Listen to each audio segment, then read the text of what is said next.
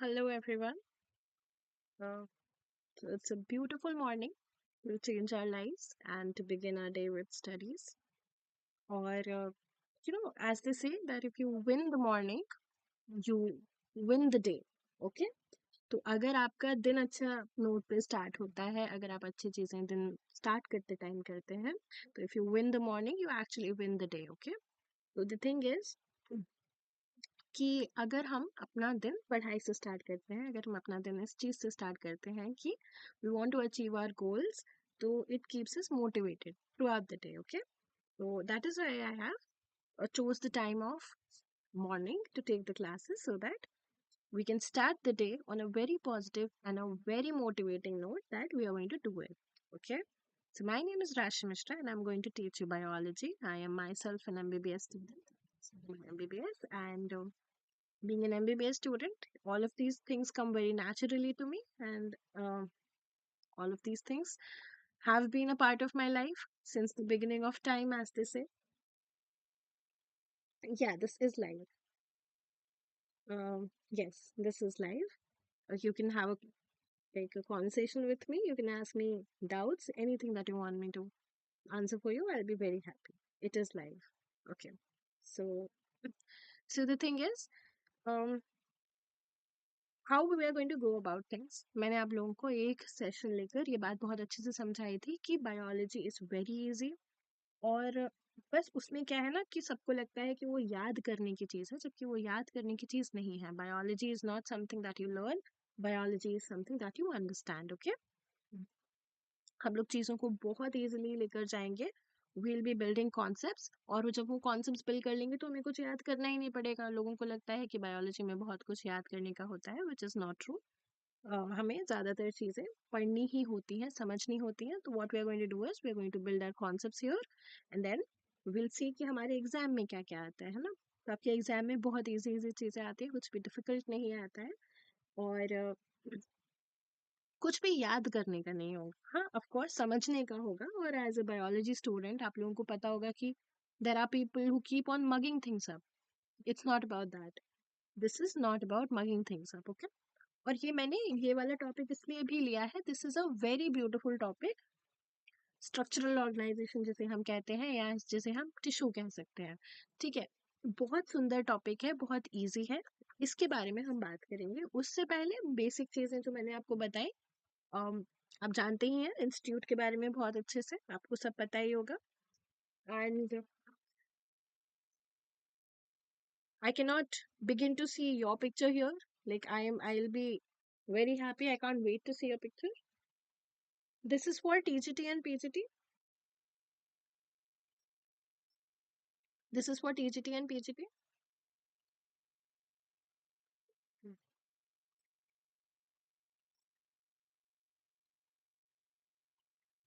Okay. So I have 3+ years of experience of teaching these students, and we have got a lot of selections from these batches. And I cannot wait to see your picture here in this. And yes, let's begin this together. Okay. तो देखो, अब हम बात करेंगे. अगर मैं living organisms की बात करती हूँ, अगर मैं लिविंग ऑर्गेनिजम्स की बात करती हूँ, लिविंग ऑर्गेनिजम्स दो तरह के होते हैं. या तो यूनिसेल्युलर हो सकते हैं या मल्टी सेल्युलर हो सकते हैं. Living organisms are of two types. Either they can be unicellular और दे आर मल्टी सेल्युलर. अब देखो उसमें डिफरेंस क्या होता है. If I talk about living organisms, they are of two types. Let me write it a little nicely. Hmm. If we talk about living organisms, so either they can be unicellular. I'll cover everything here. Yes, nitrogen cycle, glycolysis, respiration, everything that is there in your syllabus. I took a class specifically to tell you that I'll be covering everything and anything that comes in your exam. Okay, so I had an elaborate discussion where I told you what all is there in your syllabus. We had a discussion about it, and I also said that we will be covering everything. Okay, I hope you've understood what I'm trying to say. Okay? तो कुछ भी ऐसा नहीं है जो नहीं cover किया जाएगा. ओके? देखो, लिविंग ऑर्गेनिजम्स दो तरह के होते हैं, unicellular and multicellular. Unicellular and multicellular. अब इसमें डिफरेंस क्या है? What is the difference? Unicellular organisms वो होते हैं जिनमें एक ही सेल होती है जो सारे के सारे फंक्शंस को परफॉर्म करती है. जैसे डाइजेशन भी वही सेल करेगी, रेस्पिरेशन भी वही सेल करेगी, रिप्रोडक्शन भी वही सेल करेगी. तो what I can say is, I can say that unicellular में क्या होता है, a single cell performs all the functions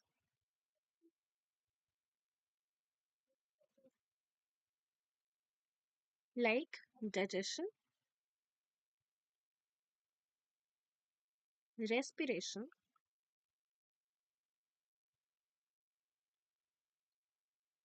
reproduction, etc. अब मल्टी सेलुलर ऑर्गेनिजम्स होते हैं जिनमें same function is performed by a group of cells in well coordinated manner. मतलब बहुत सारे सेल्स मिलकर एक फंक्शन को परफॉर्म करते हैं, वो होते हैं मल्टी सेलुलर. मतलब मैं कहूंगी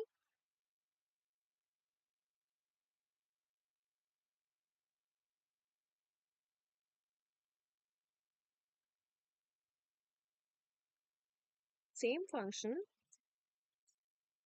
is performed by a group of cells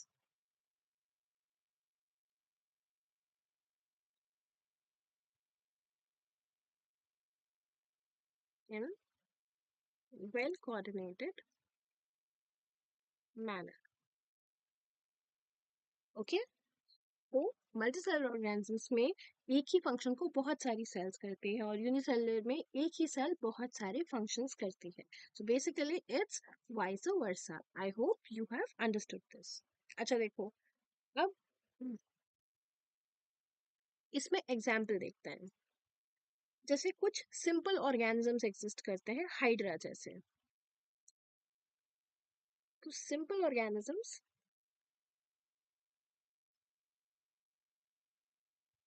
like hydra, तो इनमें क्या होता है, इनमें डिफरेंट टाइप्स ऑफ सेल्स होती हैं. मतलब थाउजेंड्स ऑफ सेल्स होती हैं. मतलब कितनी सेल्स होती हैं? थाउजेंड्स ऑफ सेल्स होती हैं. इसमें थाउजेंड्स ऑफ सेल्स होती हैं. अब अगर हम कॉम्प्लेक्स ऑर्गेनिजम्स की बात करेंगे, जैसे ह्यूमंस, तो जो ह्यूमंस होते हैं उनमें बिलियंस ऑफ सेल्स होती हैं. ह्यूमंस में क्या होती है? बिलियंस ऑफ सेल्स होती हैं. ओके? अब सेल्स बेसिकली करती क्या है, देखिए. सेल्स मिलकर टिश्यू बनाती हैं. टिश्यू मिलकर ऑर्गन बनाते हैं और ऑर्गन से ऑर्गन सिस्टम बन जाता है. क्या मतलब हुआ इस बात का? क्या मतलब हुआ? इसका मतलब हुआ सेल्स हैं वो एक स्पेसिफिक पैटर्न और स्पेसिफिक प्रोपोर्शन में जुड़कर एक टिश्यू बनाती हैं. सेल्स क्या करती हैं? टिश्यू बनाती हैं. कैसे? By getting accumulated in specific pattern and specific proportion. तो इससे हमें मिल जाता है टिश्यू. और बहुत सारे टिश्यू जो होते हैं वो मिलके ऑर्गन बना देते हैं. ऑर्गन क्या होता है? जैसे कि stomach, lungs, kidneys, heart, liver, इस तरह से. और ऑर्गन सिस्टम क्या होता है? ऑर्गन सिस्टम होता है जैसे डाइजेस्टिव सिस्टम,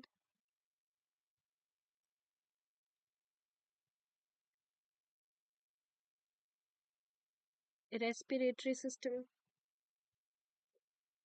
इस तरह से सिस्टम बन जाता है। तो अगर आपसे कोई कहे कि ऑर्गन सिस्टम तक कैसे पहुंचा जाता है, तो आप कहेंगे कि there are cells combine in specific pattern and proportion to form tissues, and then tissue make organs, and then organs make organ system. That's the way things go about. अब हम बात करेंगे टिश्यू की। Now we are going to talk about tissue.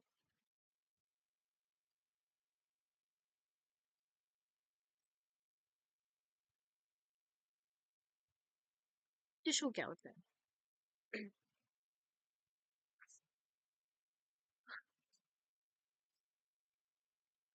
Tissue होता है a group of similar या dissimilar या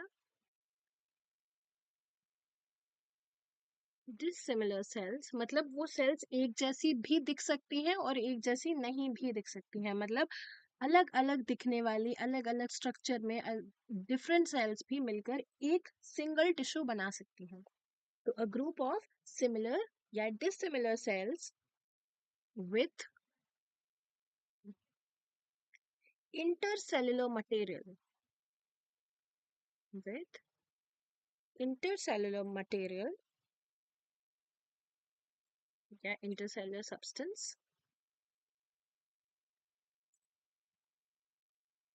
performing a specific function, performing a specific function।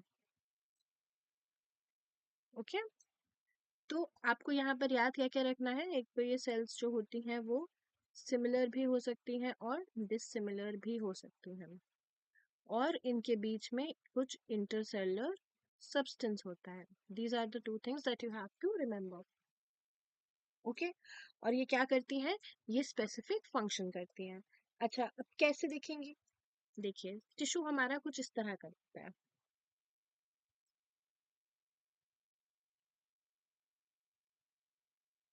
इसके अंदर कुछ सेल्स होंगी और ये सेल्स के बीच में कोई इंटरसेलुलर मटेरियल होगा। इंटर का मतलब बीच में और सेलुलर मतलब सेल्स के बीच में। तो सेल्स के बीच में एक कोई इंटरसेलुलर मटेरियल होगा कुछ इस तरह से।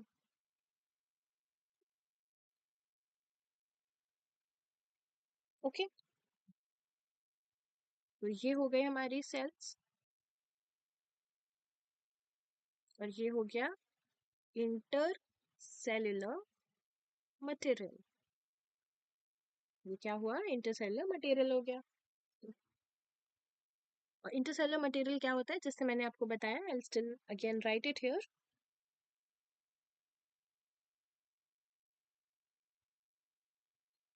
Material filled between two cells, उसे हम कहते हैं इंटरसेलुलर मटेरियल। ओके, अब हम बात करते हैं ह्यूमन टिश्यू की। ह्यूमंस में कितने तरीके का टिश्यू हो सकता है? तो हमने पहले बेसिक डेफिनेशन पढ़ी टिश्यू की। बेसिक डेफिनेशन पढ़ी, tissue a group of similar cells with intercellular substance performing a specific function. तो उसमें दो चीजें होंगी किसी भी टिश्यू में, there are two things, cells and intercellular material. और इंटरसेलुलर मटेरियल क्या होता है? Material that is filled between two cells, या जो स्पेस है इंटरसेलुलर मटेरियल जहां पर है, इस ही स्पेस को हम इंटरसेलुलर स्पेस कहते हैं, मतलब सेल्स के बीच का स्पेस। ओके, अब देखो, अब हम बात करेंगे एनिमल्स में टिश्यू कितने टाइप के होते हैं।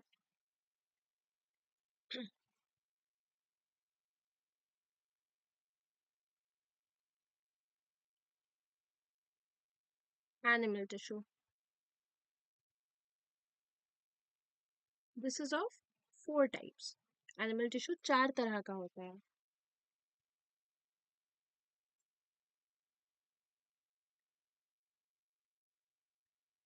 I make columns here.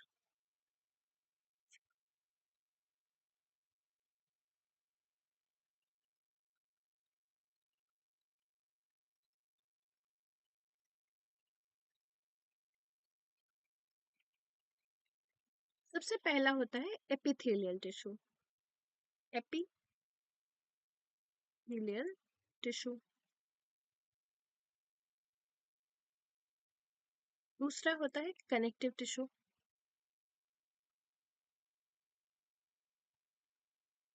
तीसरा होता है muscular tissue. And the fourth one is neural tissue. Differences क्या है, सिमिलैरिटीज क्या है, we are going to talk about that now. Epithelial tissue क्या होता है? हम्म, सबसे पहले तो ये एम्ब्रियो में ही बन जाता है, मतलब जबकि फीटस जब ग्रो कर रहा होता है तभी ये बन जाता है। ठीक है, तो मतलब पहला पॉइंट है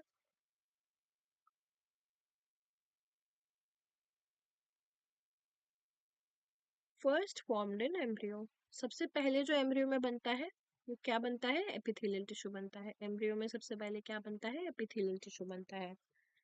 इसकी हाई रीजेनरेशन पावर होती है। बेसिकली एपिथेलियल टिश्यू कौन सा होता है? जो हमारी स्किन की कवरिंग होता है, किसी भी ऑर्गन की कवरिंग जो होता है वो एपिथेलियल टिश्यू होता है। अब इसकी हाई रीजेनरेशन पावर होती है। रीजेनरेशन पावर मतलब क्या हो गया? ये कितनी जल्दी फिर से जेनरेट कर सकता है, फिर कितनी जल्दी फिर से ग्रो कर सकता है। ओके ये होता है हाई रीजेनरेशन पावर। क्यों होती है ऐसी? क्योंकि जब भी आप किसी चीज की कवरिंग बनाओगे तो उसके डैमेज होने के चांसेस बहुत ज्यादा होते हैं। जैसे हमारा फोन का कवर, तो हमारे फोन को प्रोटेक्ट करने के लिए हमारे फोन पे हम कवर लगाते हैं, लेकिन जब हमारा फोन गिर जाता है, कहीं स्क्रैच आता है, तो डैमेज क्या होता है? फोन का कवर डैमेज हो जाता है ना। फोन तो सेफ रहता है। इसी तरह से जो एपिथेलियल टिश्यू होता है, that is a covering of every organ. Okay, तो it gets damaged a lot and that is why उसमें क्या होता है? बहुत ज्यादा रीजेनरेट करने की पावर होती है, बहुत ज्यादा। मतलब वो अपने आप को फिर से रिपेयर कर सकता है खुद से, बिकॉज उसका काम ही ऐसा है कि वो ज्यादा से ज्यादा डैमेज होगा, उसको प्रोटेक्शन देना है, तो वो डैमेज होता रहेगा, तो उसमें हाई रीजेनरेशन पावर होती है।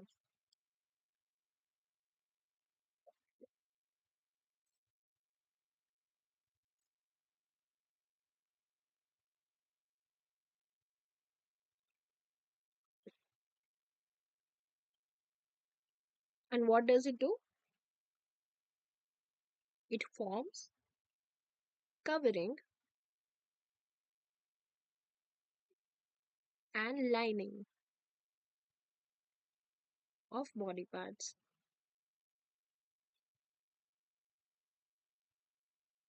तो ये क्या करता है? कवरिंग बनाता है, जैसे मैंने आपको बताया, और लाइनिंग बनाता है बॉडी पार्ट्स की।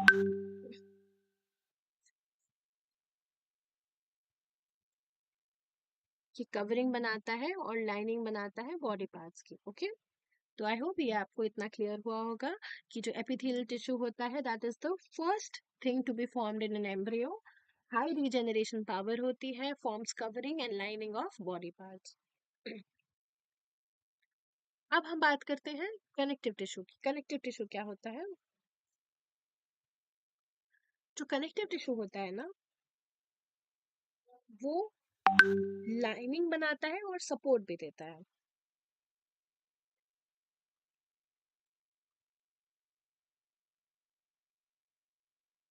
इट्स फंक्शन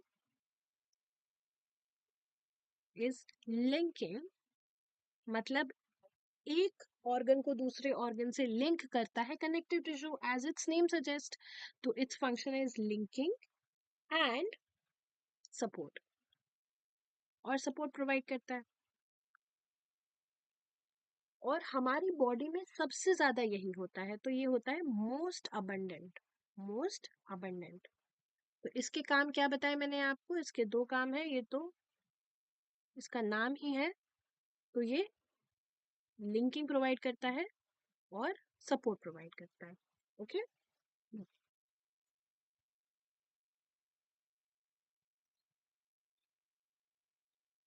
चलिए। थर्ड होता है मस्कुलर टिश्यू। मस्कुलर टिश्यू क्या होता है? मस्कुलर टिश्यू बना होता है मसल्स का। ठीक है, इसका फंक्शन होता है, इट्स फंक्शन इज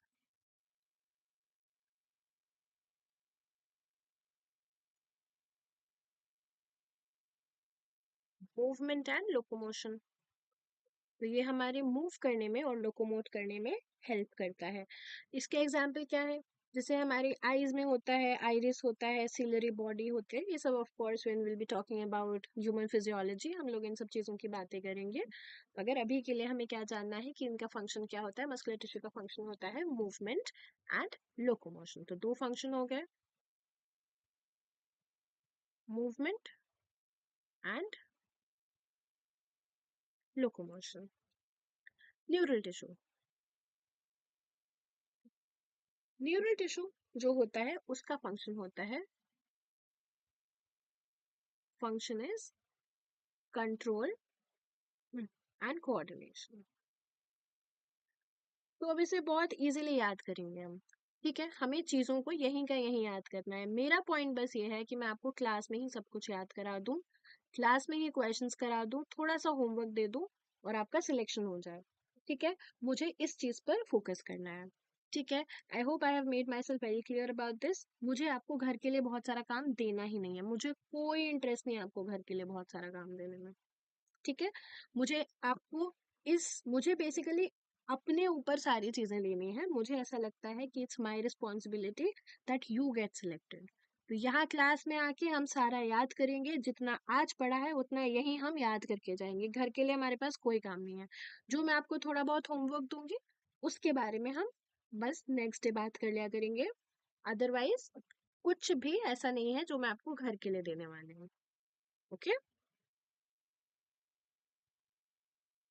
चलिए अब देखिए। आपको 4 तरह के टिश्यू बताएं, आपको 4 तरह के टिश्यू बताएं। Epithelial tissue, connective tissue, muscular tissue और न्यूरल टिश्यू। ये हम इसका बेसिक अभी फंक्शन याद कर रहे हैं। ऑफ कोर्स अब हम हर एक को स्पेसिफिकली पढ़ेंगे। एपिथेलियल टिश्यू क्या होता है, कनेक्टिव टिश्यू क्या होता है, मस्कुलर टिश्यू क्या होता है, इनको हम सब स्पेसिफिकली पढ़ेंगे। मगर जितना मैंने यहाँ स्क्रीन पे लिखा हुआ है अभी हम फोकस करेंगे इसे याद करने में। तो सबसे पहले मैंने आपसे कहा एपिथेलियल टिश्यू, तो मैंने कहा कि भाई इसमें ये क्या बनाते हैं, कवरिंग और लाइनिंग बनाते हैं। हर किसी की कवरिंग और लाइनिंग बनाते हैं।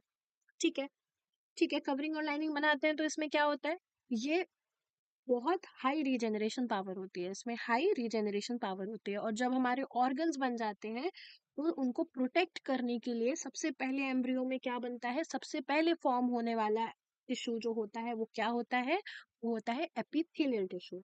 चलिए ये हमें याद हो गया। एपिथेलियल टिश्यू क्या करता है, कवरिंग और लाइनिंग बनाता है। अब आ जाते हैं कनेक्टिव टिश्यू पे। कनेक्टिव टिश्यू क्या करता है, एज इट्स नेम सजेस्ट, वो कनेक्टिव है, वो किसी चीज को कनेक्ट कर रहा होगा। तो इसलिए वो क्या काम करता है, एक तो लिंकिंग का काम करता है, दूसरा सपोर्ट का काम करता है। तीसरा मस्कुलर टिश्यू। मस्कुलर टिश्यू क्या करता है, मूवमेंट और लोकोमोशन में, क्योंकि मसल्स हमारी किस में हेल्प करती है, मूवमेंट में और लोकोमोशन में। And neural tissue, as we all know, पूरा हमारा ब्रेन जो कि है न्यूरल टिश्यू, वो क्या करता है, control and coordination with the rest of the body. तो 4 चीजें हो गई। यहाँ तक अगर किसी को कोई डाउट है, कुछ समझने आया, I am giving you a minute to ask me anything that you want me to ask. उसके बाद will begin with epithelial tissue. अभी हमने एक ओवरव्यू ले लिया है कि क्या क्या होता है, उसके बाद अब हम एपिथेलियल टिश्यू स्टार्ट करेंगे। ठीक है, 1 मिनट है आपके पास, आपको किसी भी तरह का डाउट है प्लीज पूछ लीजिए। Then we are going to begin with epithelial tissue.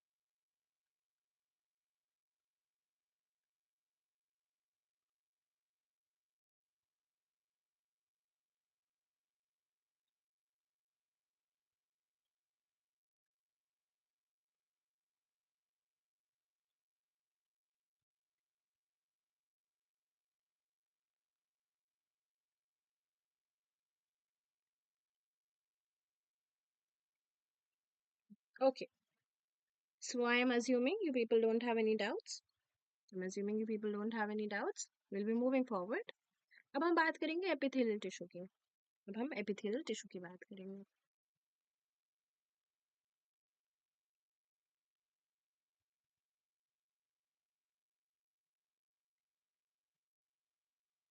अब हम डिटेल में पढ़ेंगे कि एपिथेलियल टिश्यू एग्जैक्टली होता क्या है।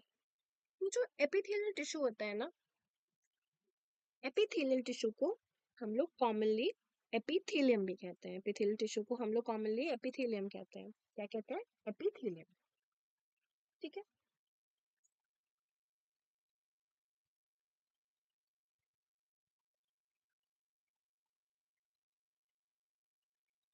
This is commonly called, just a minute,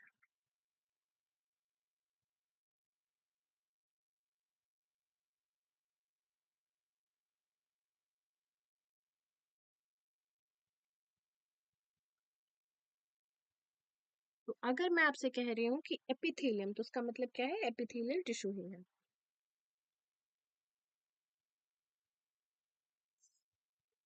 और इसका प्लूरल एपिथेलिया होता है।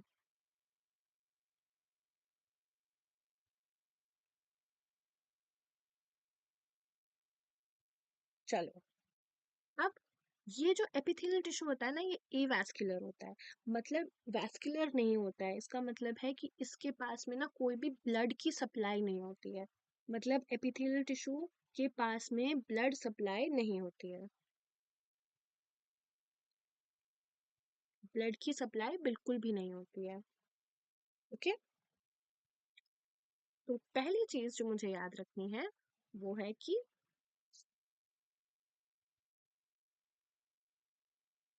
These are avascular.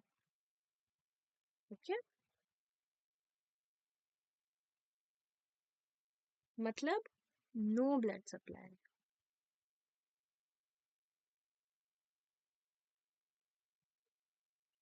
These are avascular, मतलब इनमें कोई भी ब्लड सप्लाई नहीं होता है। ठीक है। इसलिए हमेशा हमेशा एपिथेलियल टिश्यू के ठीक नीचे आपको कनेक्टिव टिश्यू मिलेगा। कनेक्टिव टिश्यू क्या होता है? Blood is also a kind of connective tissue. तो मतलब एपिथेलियल टिश्यू जो होगा ना, उसके नीचे आपको कनेक्टिव टिश्यू मिलेगा, क्योंकि एपिथेलियल टिश्यू के पास खुद की कोई ब्लड सप्लाई नहीं है। एपिथेलियल टिश्यू के पास खुद का कुछ भी नहीं है। अगर खुद का होता तो आप सोचिए, अगर हमने अभी आपको समझाया कि जो एपिथेलियल टिश्यू होता है उसको काम क्या करना है, उसको प्रोटेक्टिव नेचर दिखाना है, उसको किसी चीज की कवरिंग बननी है। अगर उसके पास ब्लड सप्लाई होती और हर बार लग जाने पे या हर बार कहीं स्क्रैच आ जाने पर हमारे बहुत सारा ब्लड लॉस हो जाता, तो फिर ये कितना प्रॉब्लमेटिक हो जाता, है ना। तो इसी वजह से नेचर ने कैसा बनाया है इसे? नेचर ने इसको एवास्कुलर बनाया है, क्योंकि इसका काम है, इसको बेसिकली क्या करना है? प्रोटेक्ट करना है। अब इसे प्रोटेक्ट करना है तो चांसेस है कि इसको स्क्रैचेस आएंगे, ये डैमेज होगा, और इसके हर बार डैमेज होने पर ब्लड अगर आता तो ये अपना फंक्शन ही नहीं कर पाता। तो ऐसे तो हमें सिर्फ ब्लड लॉस होता रहता कितना सारा, है ना। इसीलिए ये ऐसा है। अब इसमें आप लोगों को एक बात और मुझे बतानी है कि आपने ध्यान दिया होगा कि कई बार ऐसा होता है ना कि हम लोग नीडल पिंच करते हैं। जैसे कई बार जैसे बहुत छोटा सा लकड़ी का कोई, अगर आपके फांस जिसको बोलते हैं हमारे एरिया में, तो अगर आपके एक बहुत छोटा सा घुस गया है लकड़ी का कोई पार्टिकल आपके फिंगर में, तो आपको उसको निकालना पड़ता है। अगर उसे निकालते हैं तो आप, बहुत सारे लोग उसमें सेफ्टी पिन का यूज करते हैं या नीडल का यूज करते हैं, तो आपने देखा होगा तब हमारे खून नहीं आता है। क्यों खून नहीं आता? इसलिए नहीं आता क्योंकि वो पिथेलियम के ऊपर की ही बात होती है। जब तक आप कनेक्टिव टिश्यू को टच नहीं करेंगे तब तक बिल्कुल भी ब्लड नहीं आएगा। ओके। चलिए। तो मैंने आपसे क्या कहा? मैंने कहा कि इसीलिए एपिथेलियम के ठीक नीचे क्या होता है? कनेक्टिव टिश्यू होता है। दिस इज वाई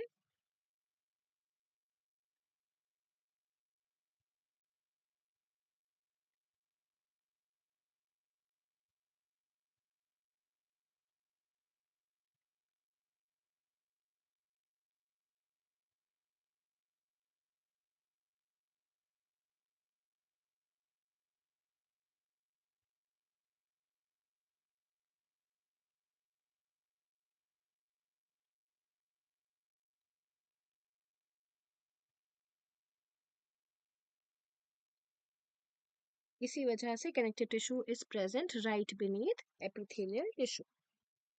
तो एपिथेलियम ग्रो किस पे करता है, मतलब कनेक्टिव टिश्यू के ऊपर ग्रो करता है ना। तो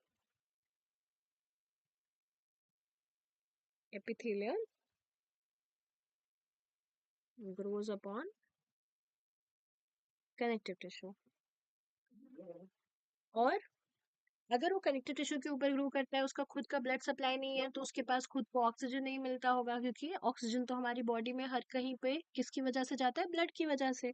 तो अगर इसके पास खुद का ब्लड नहीं है तो इसको ऑक्सीजन भी नहीं मिलता होगा। तो ये कहाँ से डिराइव करता है ऑक्सीजन, ये डिराइव करता है ऑक्सीजन और न्यूट्रिएंट्स ब्लड से, मतलब कनेक्टिव टिश्यू से।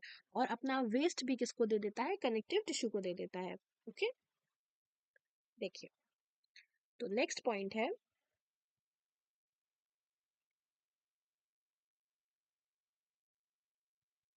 it derives O2 or nutrients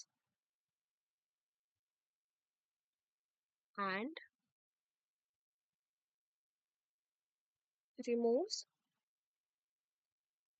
CO2 या waste from blood supply of connective tissue.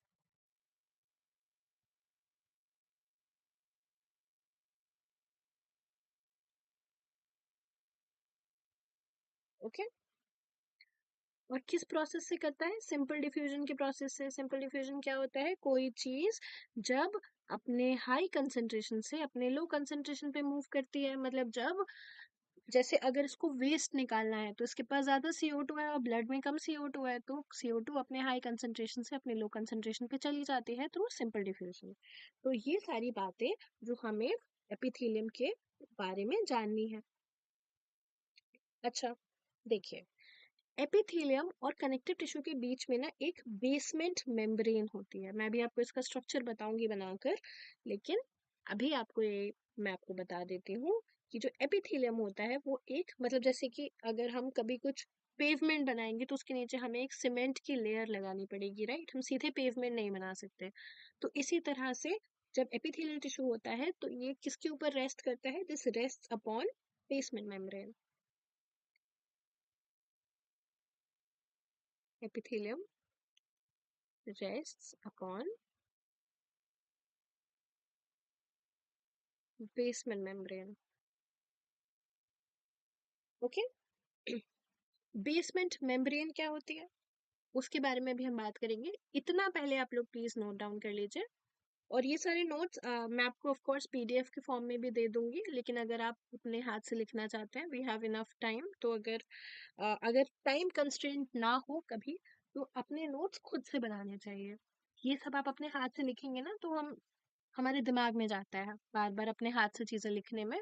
तो इसलिए अदरवाइज मैं आपके नोट्स दे भी सकती हूँ, मैं दे भी दूंगी फॉर दैट मैटर, लेकिन अभी we have enough time, your exam, like we have ample of time to do good in this exam. तो आपको ना परेशान होने की जरूरत नहीं है, बस काम करते जाओ, ये सब अपने हाथ से लिखो, अपने नोट्स बनाने में मेहनत करो, अच्छे से नोट्स बनाओ, आप पढ़ने का मन करे, सुंदर लगने चाहिए आपके नोट्स। सुंदर से मेरा मतलब ये नहीं है कि आप उसमें बहुत सारा समय दो, लेकिन हाँ ऐसे लगने चाहिए कि प्रेजेंटेबल।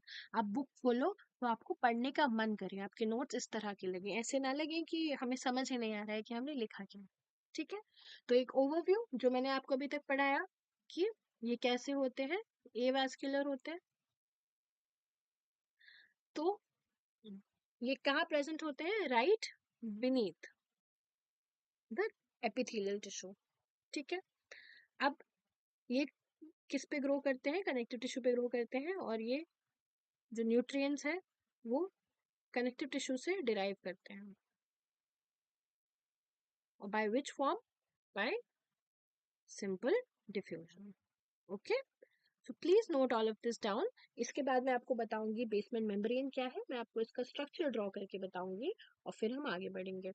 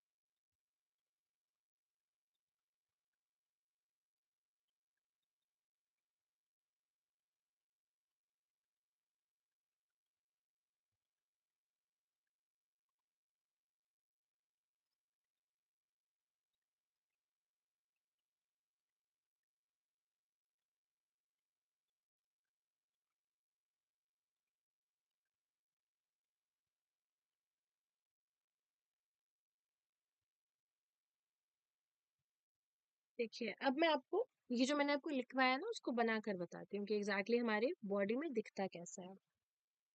देखिए,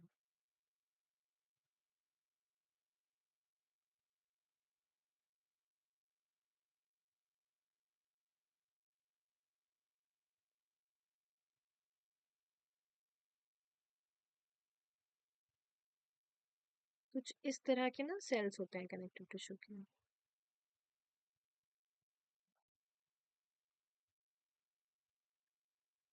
ओके, और उसके एग्जैक्टली नीचे एक बेसमेंट मेम्ब्रेन होती है।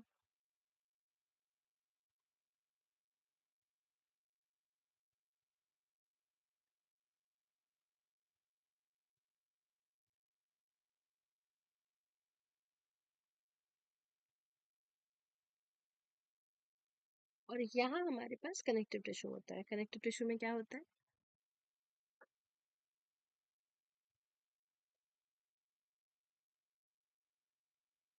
आर्टरीज होती हैं, वेन्स होती हैं, कुछ ऐसी। ओके, कुछ सेल्स होती हैं।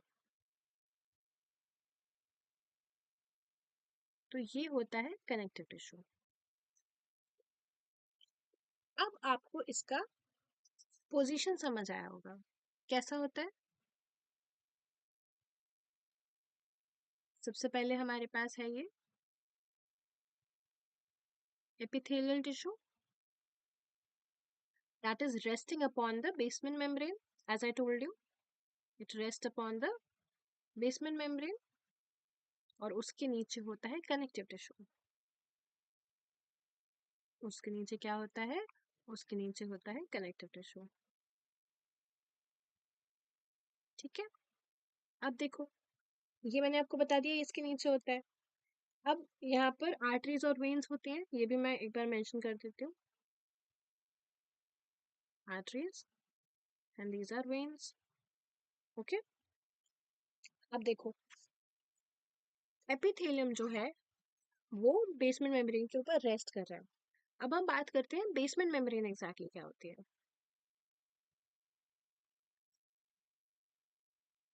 If you talk about basement membrane, तो बेसमेंट मेम्ब्रेन एक नॉन सेल्यूलर लेयर होती है। It is a non cellular layer, मतलब इसमें कोई सेल्स प्रेजेंट नहीं है। ठीक है,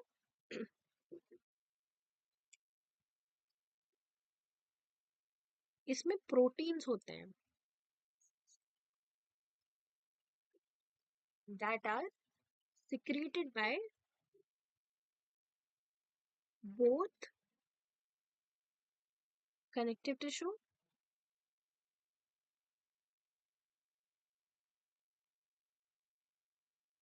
and epithelial tissue.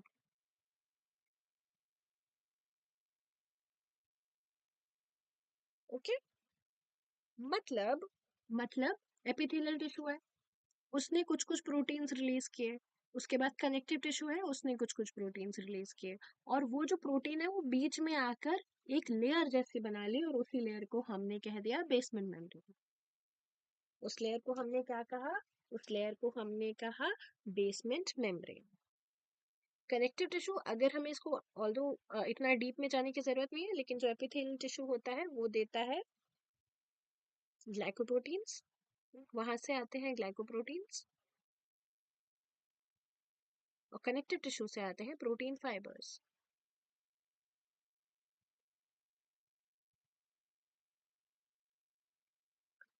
तो क्या समझे हम? तो हमें समझ आया कि बेसमेंट मेम्ब्रेन कुछ भी नहीं है, बेसिकली एपिथेलियल टिश्यू ने कुछ ग्लाइकोप्रोटीन्स रिलीज किए और कनेक्टिव टिश्यू ने कुछ प्रोटीन फाइबर्स रिलीज किए, जो कनेक्टिव टिश्यू और एपिथेलियल टिश्यू के बीच में आकर एक लेयर जैसी बना ली। और उसी लेयर को हमने क्या नाम दिया?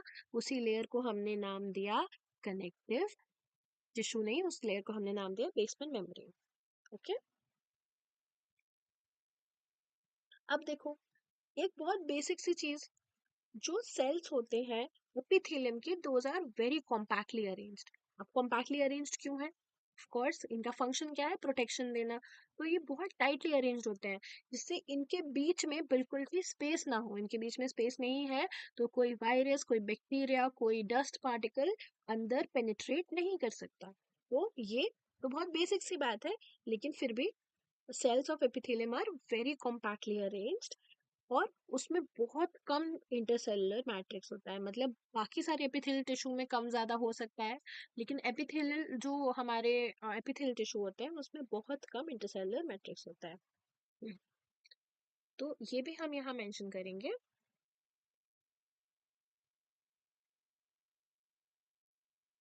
cells of epithelium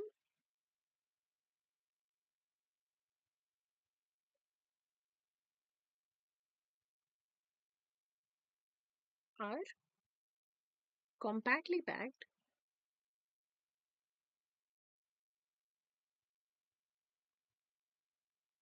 with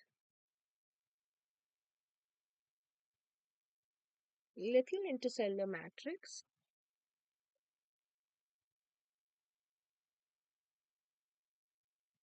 और ऐसा कैसे होता है, देखिए ऐसे, इस तरह के सेल थे हमने बनाए थे कुछ ऐसे।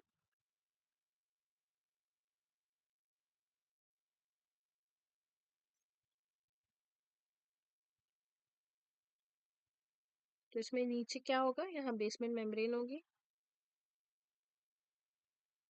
और यहाँ पर ना बिल्कुल भी जगह नहीं है फॉर एनीथिंग टू पेनिट्रेट। तो ये इसका फ्री या एक्सपोज्ड एरिया है। तो यहाँ बिल्कुल भी जगह नहीं है किसी भी तरह की, किसी भी ऑर्गेनिज्म के, माइक्रो ऑर्गेनिज्म के, डस्ट पार्टिकल के यहाँ पेनिट्रेट करने की। तो याद क्या रखना है कि these are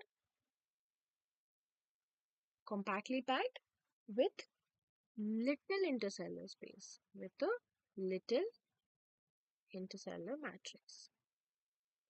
okay, I hope इतना आप लोगों को बहुत क्लियरली समझ आया होगा। और जैसे मैंने आपको पहले भी बताया, फिर यहाँ पर हम एक बार लिख लेंगे कि epithelium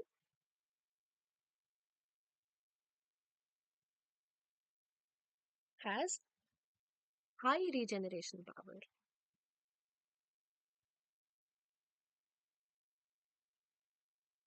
it has high regeneration power. Okay,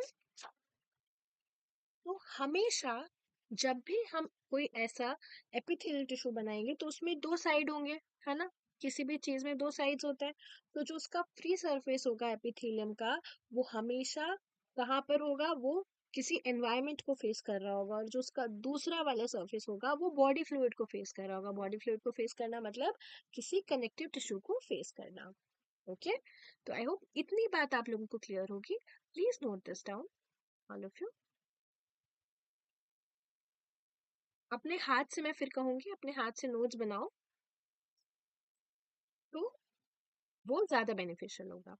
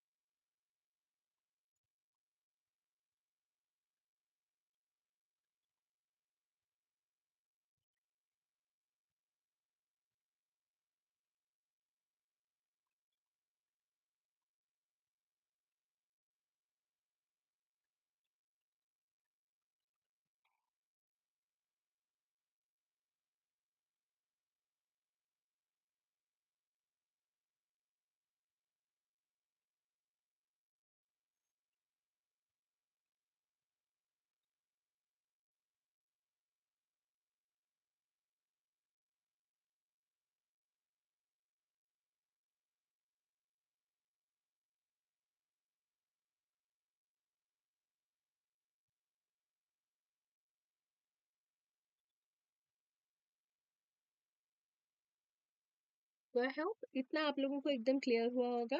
अब नेक्स्ट क्लास में, जो कल की क्लास होगी, उसमें हम एपिथेलियल टिश्यू कितने तरह के होते हैं, अभी हमने एपिथेलियल टिश्यू का बेसिक पढ़ा। अब एपिथेलियल टिश्यू दो तरह के होते हैं, सिंपल और कंपाउंड। सिंपल में किस किस तरह के होते हैं, कंपाउंड में किस किस तरह के होते हैं, हम उसके बारे में बात करेंगे। और this is how we are gonna go about our syllabus. धीरे धीरे जब हमारे पास में इनफ सिलेबस हो जाएगा याद करने के लिए, तब मैं आपको काम देना स्टार्ट करूंगी, तब मैं आपको इसमें बहुत सारे क्वेश्चंस भी देना स्टार्ट करूंगी। कल की क्लास से हम लोग जब इनफ पढ़ लेंगे, जहाँ से क्वेश्चंस आते हैं, फिर मैं आपको यहाँ पे बीच बीच में क्लास में हम लोग एमसीक्यूज भी सॉल्व किया करेंगे, क्वेश्चंस भी सॉल्व किया करेंगे। मेरा काम ये है कि आप लोग क्लास में आए, मैं आपको रिवाइज करा दूँ। अब जैसे हमारी कल की क्लास होगी, तो पहले हम आज का रिवाइज करेंगे within 5 minutes, and then will be moving about आगे का। ठीक है? तो आपको क्या करना है, आपको सिर्फ आज की क्लास का पढ़कर आना है। अगर आप यहाँ क्लास में आ रहे हैं, तो मैं कोशिश करूंगी कि मैं आपसे डाउट्स पूछ पाऊँ, आपसे क्वेश्चंस पूछ पाऊँ, और आप लोग मुझसे अपने डाउट्स क्लियर कर पाए। ठीक है?